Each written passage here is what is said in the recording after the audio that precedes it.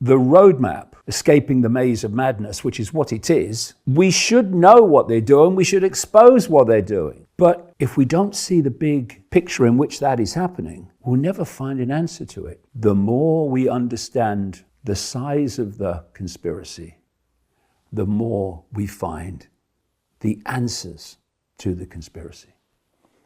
So that's the roadmap. Do you think we'll ever actually get to the point, do they need to get to the point of an actual, like, one government that everybody looks to? Or am I kind of right that that structure has now been built and it's flexed its muscles a bit? Well, we're seeing it unfold by the hour. The idea is the world government in the end will not be elected. It will be selected technocrats and bureaucrats. And we're moving towards that all the time. And before I get into the deeper picture of the question, that's why, or one reason, why you find so many extraordinarily moronic people in power, political power around the world. I mean, you look at Trump, you look at the Trump cabinet. If there's a brain cell on active duty, well, that's the first I've seen. You look at Keir Starmer's cabinet in Britain, you look at Keir Starmer. There's a brain cell on active duty. Well, it's the first I've seen. And you see this around the world. Throughout COVID, it was extraordinary watching these world leaders who didn't have two brain cells to rub together. Now, the reason for that is they're seeking to get people to completely lose confidence in elected politicians because they want to replace them and they want to prepare the human mind, human perception to accept a non-elected government. I mean, you look at some of these people in the background behind Thiel and behind Musk, etc. And that's exactly basically the governing system that they want. But if we can just look at this global cult and how it works, it's very, very instructive and certainly will explain why left and right are the two cheeks in the same backside, you might say. And if you could imagine a spider's web, which is encompassing the earth. And in the middle of the spider's web is a spider. Now that spider, as I go into in the roadmap, is not in this reality, not in this dimension. It's operating outside of this dimension. And this global cult within the human world is serving the interests of that non-human force. So you've got the spider. Now, each of these strands in the web is either a secret society, a semi-secret group, or governments, government agencies, etc. Silicon Valley, World Health Organization. And how it works is this. The strands immediately around the spider, deep in the hidden, are the most exclusive secret societies. Many of them don't even have names because that makes them harder to track. And you almost certainly won't see any of those people involved in those inner circle secret societies on public display. You then come out still in the hidden, and you hit the secret societies we do know about. You look at the Freemasons, the Knights of Malta, Opus Dei, the Knights Templar, etc., etc. And they are fiercely compartmentalized through degrees. So people at the top know far, far more about the big picture and how it works than those at the bottom. If you look at the Freemasons, for instance, the vast majority of Freemasons are on the bottom three levels of degree in the Scottish Rite, the so-called blue degrees, and they don't get any further. And they are basically a show army obscuring the inner core that's running the show. So this global agenda for humanity, which we're seeing unfolding so blatantly and in such an extreme fashion now, is coming out of this spider, this other dimension of reality, and it's going through the secret society network, and then it hits what I call the cusp in the web. And the cusp is where the hidden meets the seen. And in that cusp, you find the World Economic Forum, you find the Bilderberg Group, and organizations like that. You find the Council on Foreign Relations and these other groups that we know exist, if you want to do any research at all, but we don't know what they're talking about most of the time and what they're deciding. And also in this cusp area are the NGOs and the non-governmental organizations and the so-called think tanks, of which they are legion. And in this cusp, that the job of that part of the web is to take the agenda from the hidden and play it out into the seen through government agencies, governments, Silicon Valley, the media, corporations, on and on and on and on it goes. The World Health Organization, World Trade Organization, and so on. And so if you come out into the world of the seen, at that point, everything, to most people anyway, seems totally random.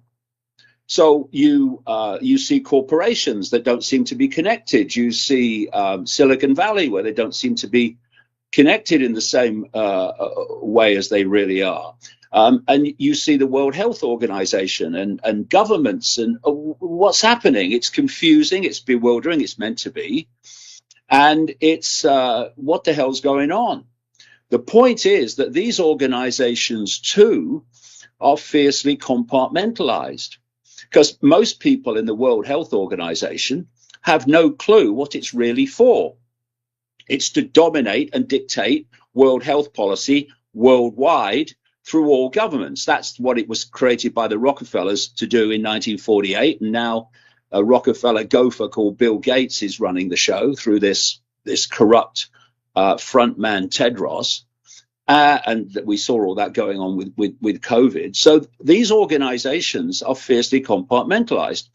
So if you go deep enough into the Silicon Valley corporations, you go deep enough into Facebook, you go deep enough into Google, you go deep enough into Twitter X, and you then go deep enough into these other organizations, you meet a point where they attach to this web. Let me just stop you right there. You don't even have to dig that deep. Let me just go through those organizations you just said.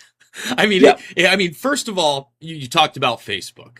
A lot of people know about the Total Information Awareness Network that just disappeared from DARPA and seems to mirror Facebook. But then you actually do have somebody like Peter Thiel, who is an early investor, who's also not just the co-chair at Bilderberg up there, but he's also a guy behind PayPal, partnered with Musk. So digital money.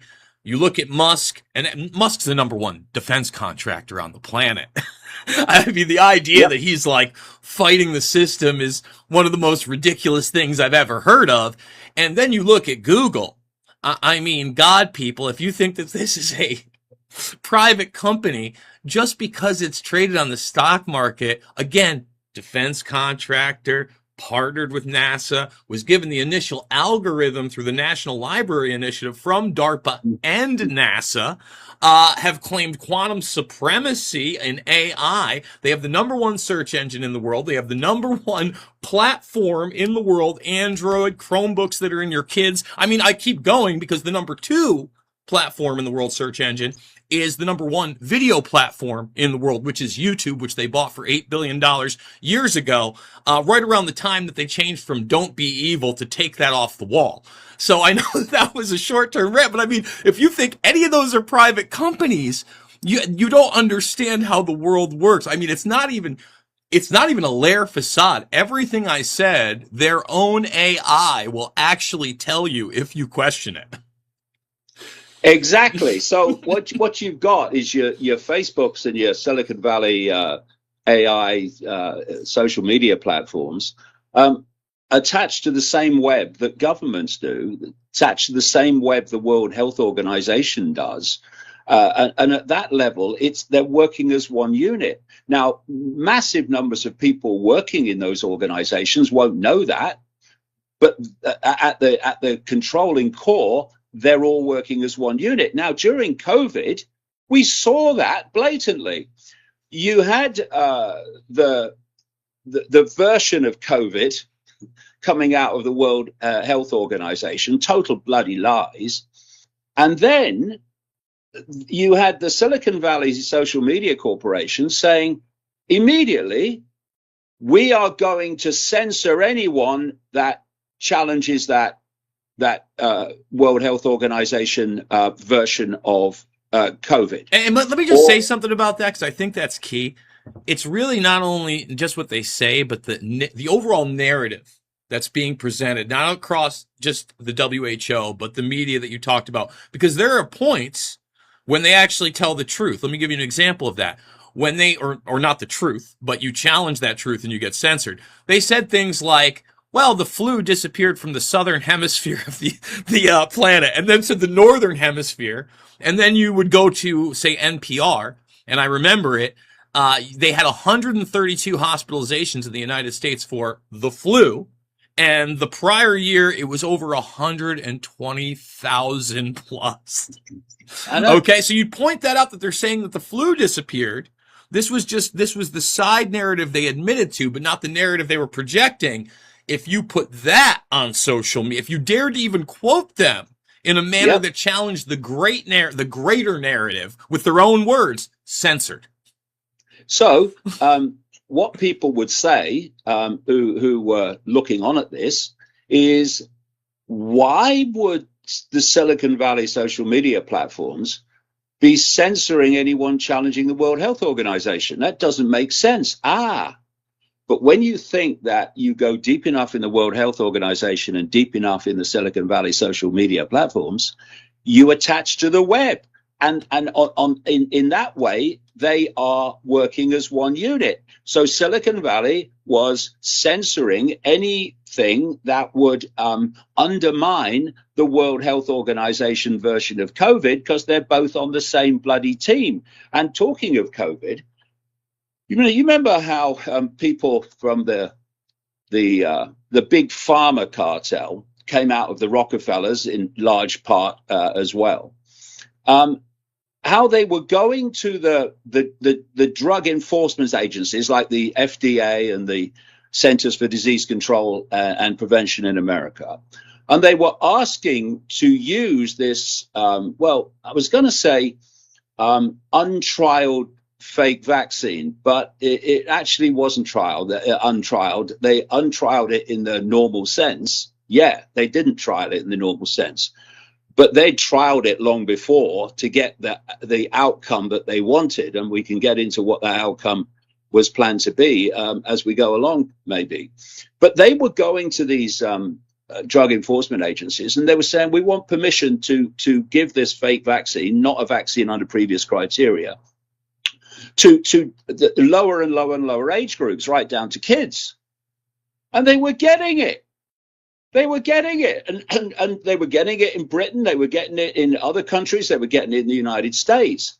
And anyone, again, observing would go, why are these organizations that are supposed to be defending the public health giving this permission to this big pharma cartel for all these fake vaccines when they've not had any trials, at least on the face of it? But then again, once you realize how this web works, you go deep enough in these drug enforcement agencies and drug defense agencies of the public, they say, and you meet the web. You go deep enough into big pharma, and it won't be that deep in that case, and you hit the web. And therefore you've got the web giving permission to the web to put this shite into younger and younger and younger kids, with all the consequences that we've seen as a result. So once you understand how this works, then you get into the politics, which was the point of the question. And what you are looking at is a comparatively few people dictating the lives and the direction of the world to what we're told now is 8 billion people. Now, you look at the maths of that and you'd go, that's ridiculous. That's impossible. How can a few people control billions? You know, you're having a laugh. Oh, quite easily, actually, if you have certain things in place. And these are those two certain things. One, you have to get people locked in to belief systems, unquestioned, rigid belief systems. These can be political belief systems, MAGA or the left. They can be religious belief systems, Christian, Muslim, Hindu, whatever, Judaism. You lock them into belief systems. Now, what does that do? Immediately, it builds walls of perception, because you are not going to go out into the infinity of possibility and pursue questions, big questions, when you know that if you go there, you are going to be leaving your belief system behind. And if it's a religious belief system and you've had indoctrinated into you since you were a kid that this judgmental God will bring the wrath upon you if you go there, you don't believe in your version of him, then you're going to stay in the box. And once you've got these belief systems that are rigid and unquestioning, as I've said many times, Jason, over the years, this cult doesn't care what you believe. It only cares that you believe it rigidly and without question, because then they got you. So let me ask you something, David. Yeah, but just very, very quickly. The next thing connects into that. So you've got these different belief systems, religious belief systems, political belief systems. What you then do is you play them off against each other, because you the essential of a few controlling the many is divide and ruling the many. And so what you have is this level, this cult level, and it comes down into left and right. And so at the one's left, one's right, and you have people believing one or the other. I'm a lefty, I'm a MAGA, I'm whatever. And they are playing you like a stringed instrument, because in the end, this is controlling both sides. And if you therefore look at the direction of travel, ignore the rhetoric, ignore the bloody words. They're easy. You just move your lips and it comes out. Look at the outcome. Look at the outcome. So what you have, a wonderful example currently.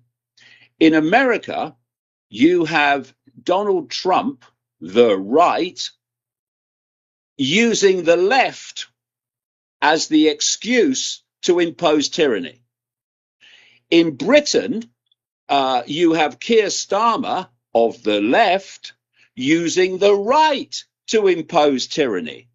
And it's the same technique played out by different people.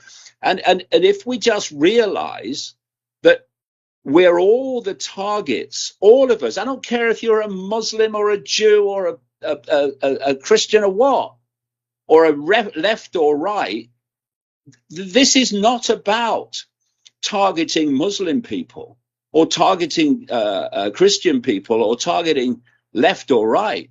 This is about targeting all of us. This is a global cult with a global dystopian agenda for humanity through AI that will give them total control even over what we think and how we emotionally react.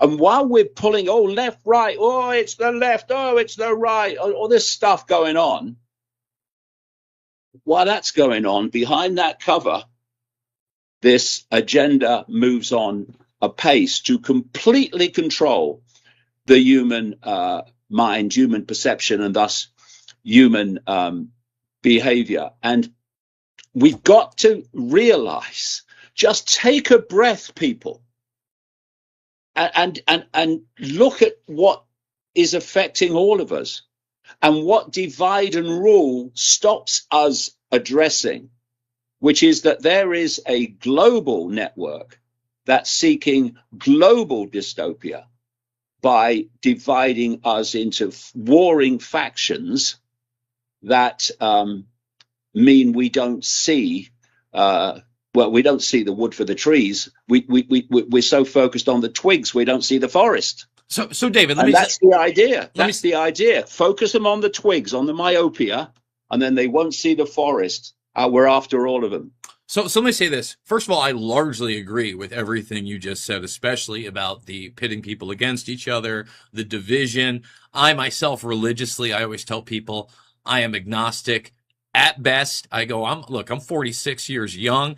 I barely know this much about what's gone on in my lifetime. Forget about 100 years, 1,000 years, 4,000 years, whatever. Again, large part, I'm reading other historians' work, if that, synopsis. I don't have the cultural context. But at the same time, one of my biggest questions, and this is before we get into the AI, and kind of what scares me a little bit about these people having this kind of power technologically over the rest of the planet. You just mentioned that a lot of these, people that are still in charge, they're generational, and they have been able to control large populaces. Just the fact in 2025 that we literally legitimately have rule by bloodline outwardly in places like Saudi Arabia, even in places like England, where you can joke on King Charles and act like those people don't have power. They have plenty of power. King and queens of the Netherlands, we still have this.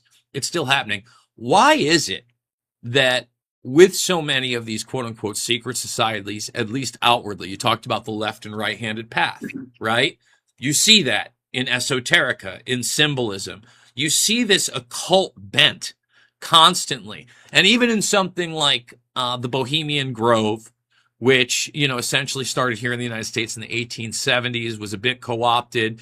A guy named Bromley, who was their high priest. I have his autobiography. I got a bunch of their annals. But he went over, got a lot of the Eastern mysticism, brought the owl over. They have the cremation of care. It's clearly an opening ceremony where they're in druidic robes. They're doing a ritualistic sacrifice of their consciousness before people. Why is there an occultic bent on these things, as opposed to traditional religions, in a sense, I would say? Well, I mean, if you go deep enough into traditional religions, you hit the same thing. Mm-hmm. It depends what level of the religion you're accessing. Okay. My approach, Jason, over the last 36 years has been one of knowing, not least given what I've just said earlier about what we can actually see, knowing that whatever I know or think I know, there's always more to know. And what that does is it constantly drives you deeper and deeper and deeper in the rabbit hole, because you know that whatever you know, there's always more to know. There was an ancient Greek philosopher, Socrates, who said was the effect of true knowledge is to know you know nothing. And so you never stop. And what I've seen in not all of it, but great tracts of the alternative media, it's gone so far, and it's focused on the political level of this, and the level of Silicon Valley, etc., World Health Organization. But it's stopped, and it's gone round and round and round like an eddy in the river while the river flows past. And that river represents all the vastness of knowledge that there's still to know. And so what I've constantly done is gone deeper and deeper in the rabbit hole by asking the key question, why? Why? Keep asking it. Why? Well, this is how it works. Why? What's behind it? Why do they do that? What do they get from that? And when you talk here about the occult, One of the things that I focus on in part of the roadmap is why these people, these elite, are into Satanism. Well, pedophilia as well, and that's connected big time. But Satanism, let's take that. And again, why? In the early 1990s, when I was putting together this global cult and how it worked, it seems a long time ago now, I found when I was researching these major cultists, elitists, players in this, that invariably it was leading to Satanism and pedophilia. So it's like, why? And then as the years passed, I started to realize something that made sense of it. We can't understand what's happening in this reality unless we understand that it's being manipulated from another reality. And if you look around the ancient world, not you see pantheons of gods. You've got the Greek pantheon and Zeus and all these others, and you've got the Egyptian pantheon, these pantheons of groups of gods. But if you do the research, you find that these pantheons of gods existed all over the world. Many of them still do. And they are worshipped and were certainly worshipped in the ancient world. So my next question was, who are these bloody gods that they were worshipping to? Yes, they use different names because they were different languages and different cultures, but they were actually talking about the same gods. So what are these gods? Well, it turns out that they are these manipulators in this other dimension, which the cult is serving. So then I was looking at how these elitists are into Satanism and human sacrifice, literal human sacrifice, not least of kids. And then you go, well, hold on a minute. In the ancient world, they were sacrificing kids, young virgins to the gods, openly, because it was their culture. So how does this all fit together? What brings it together is this non-human force operating in another dimension, which interpenetrates this one. Well, we can't see it because of reasons I've talked about. These so-called gods, they're not gods, they're a bunch of prats. They feed off human energy, but they feed off a particular type of human energy, low vibrational human energy, all based around the base emotion of fear. You know, people talk about the fact that this cult uses fear to manipulate the population. Absolutely right. But it's not just to get them into a state of subordination through fear. It's also because of what that fear does. Now, again, back to mainstream science, it's known that every time we think and every time we feel emotion and express emotion, we are generating frequencies. We're generating energy. And the nature of the frequencies relates to the nature of the emotion, the nature of the thought.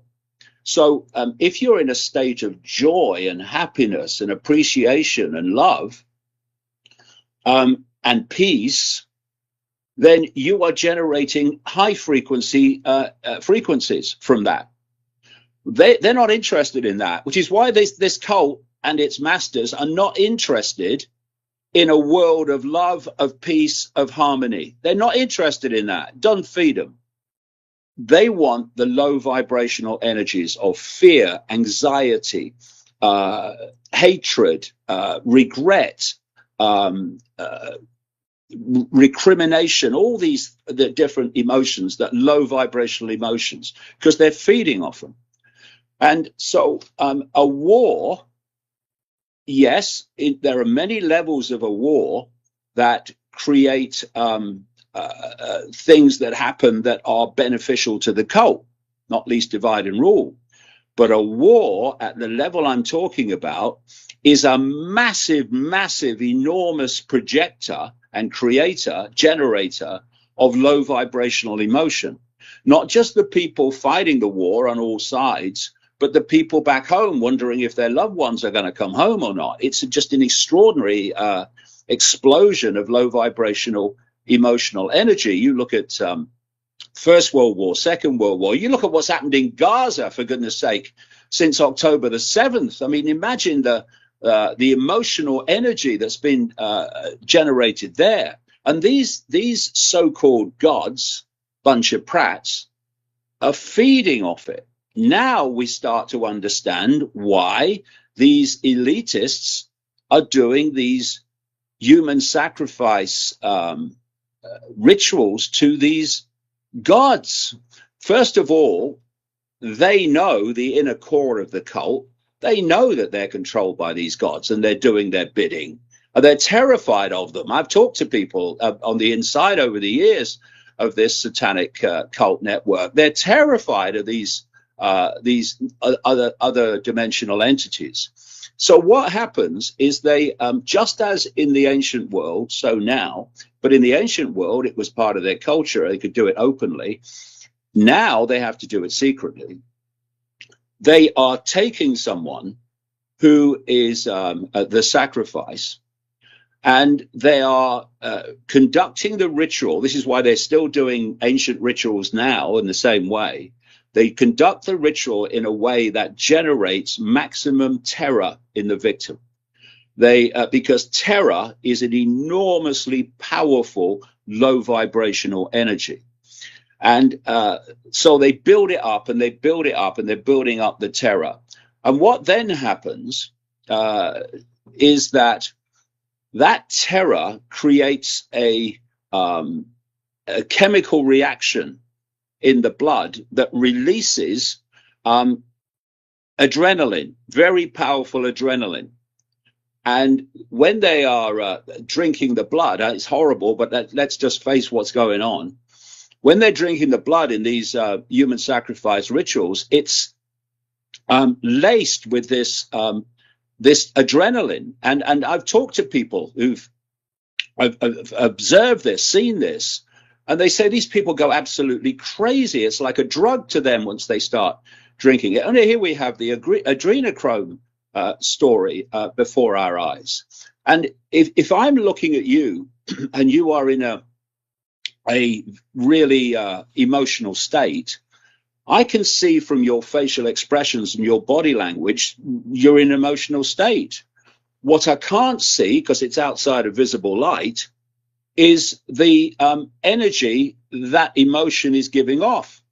Why? Because it's an astral frequency. It's going into this astral dimension where these entities are, and they're overseeing from this astral dimension this sacrifice, and they're feeding off the energy of terror that is emitted by the victim. So when I was looking at these ancient satanic human sacrifice rituals, and they were saying, "Oh, we're doing it as a gift to the gods." Again, my question was, why? What do the gods get out of this? Well, they get the energy of the victim out of this. And once you start to grasp that, you know, when in the first Matrix movie, Jason, when the Morpheus character held up the battery and said that the Matrix is a computer-generated dream world designed to turn humans into one of these, he was talking actually in a apparently fictional movie, a very profound truth.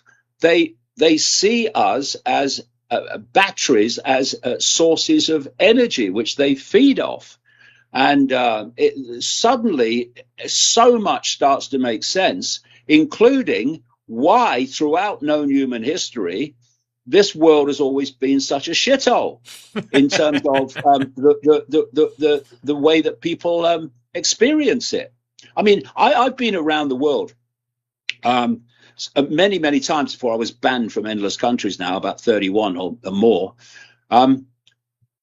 But what I saw in Asia, in South America, in Africa, in Central America, and increasingly the West, But what I saw was that people were not having a bloody great time. They were trying to survive to the end of another day or the end of another week or the end of the month to pay the rent. And they were in states of anxiety and trauma as a result of all of this. Well, that's the vast majority of humanity. Just think of the energy that that's giving off. So the let me ask you emotional something energy about that's that. giving off. Because before we get into the AI, I kind of want to hit more of the esoterica just a little bit. Right. But you just hit on something. It's kind of like throughout history, there is this eternal struggle of good and evil. And out of anything that I actually believe in, that's it. I believe good. There is inherent good and evil. Like some of the acts that you just talked about via, you talked about Satanism. Whether you believe there's an actual Lucifer or not, these doctrines are extremely self-serving, right? They take self-empowerment to not only a sociopathic but psychopathic level when working with others. Let's be quite frank about it. Do you think that we can get beyond what we are as a humanity on this planet? Is there always going to be an eternal struggle of good and evil? Do both forces have to exist? Right. No. A lot of people think that's the case. You have to have good and evil and negative and positive. Well, that's the duality. That's the duality. And the duality is the matrix. The duality is the simulation. It's not what it's like beyond the simulation. So if we look at this from this perspective, as I said at the start of our chat, the body is basically a software program. We think that something that's biological is natural, and something that's technological is not natural, is human-made. Well, that's not how the cult sees it.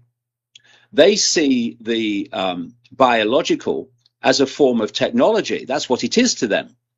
And, how do we know what is natural and what isn't unless we have something that is unimpeachably, unquestioningly natural to compare it with?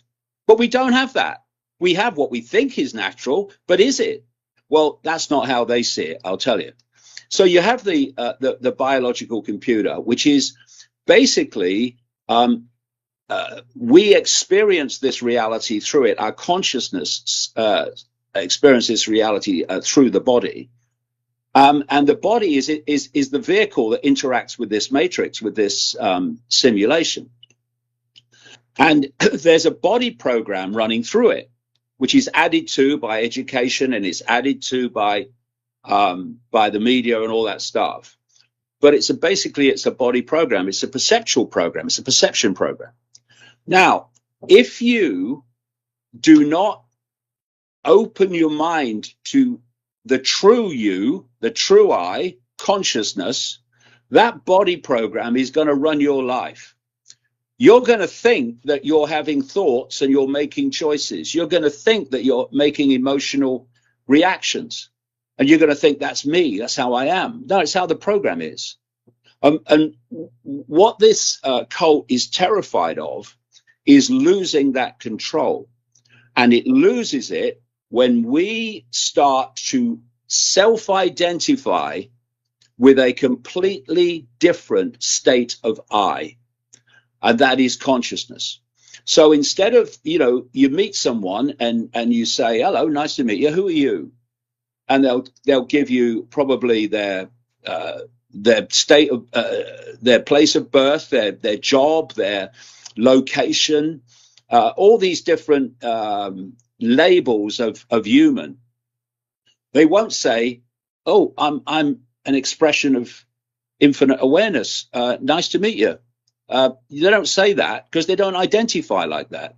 And that's all part of this process of keeping people's attention and sense of identity in the program. Now, as you start to open your mind to tap in to these more expanded levels of consciousness, first of all, this simulation, this cult, is terrified of that. But secondly, you start to see things in a different way. It's called awakening. People say, I woke up, or I'm awakening. Well, what does that mean? What it means is you are starting to expand your awareness out of this body program into levels of awareness that give you a much greater panorama of perception of what the hell's going on and where you are. And the point I made earlier, you can go so far and you can say, this politics, it's all a sham. Oh, yeah, the media, it's owned by the same people as so-and-so, and it's the globalists, right? And you stop. Now, what you've gone from is a little prison into a slightly bigger one that sees a bit more, and you stop. And that's where most of the alternative media is, I have to say. But if you let it go and you keep expanding your awareness by asking this question, why do they do that? To what end is this being done? You then start to expand and you then suddenly the whole bloody panorama opens up. Oh my God, so that's what's going on. Now, what they want to do is to stop people going through that process. And here is where we come to the real reason for AI human fusion. It's to attach the human brain body to artificial intelligence. So artificial intelligence becomes the human mind and perceptual processes. So it will never consider maybe there's more to me than just the body. Maybe I'm identifying with the wrong level of self. Maybe I'm actually consciousness. They don't want that, and the AI will never think that. Basically, what AI human fusion is about is absolutely locking people in to the body program. And not expanding beyond it so that we start to see what's going on. It's absolutely the prison that this evil has been working towards all along. So when you start to expand your awareness, seriously expand it, your behavior changes. You see that all this fighting that's going on and all this cussing for and battling for dominance and control, it's all nonsense.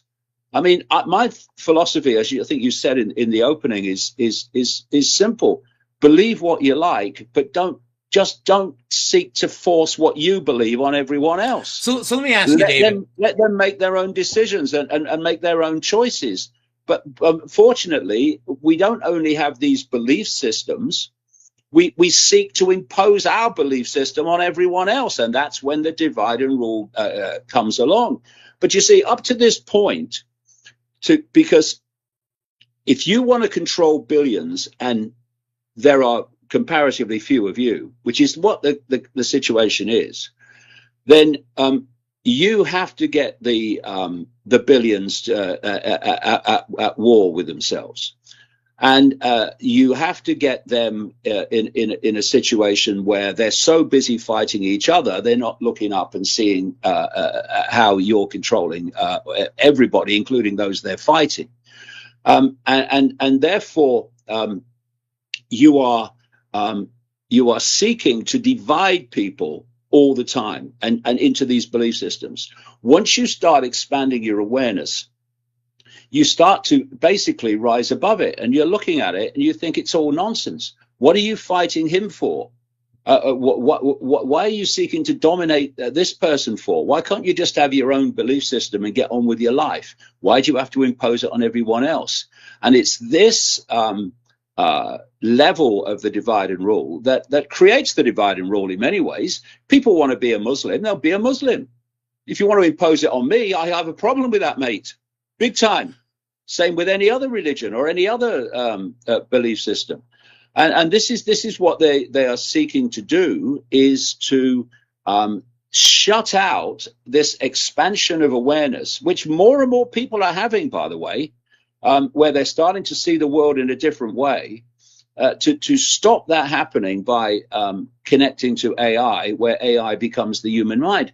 And mentioned earlier, Ray Kurzweil, the Google executive, he said some years ago, he gave us a year.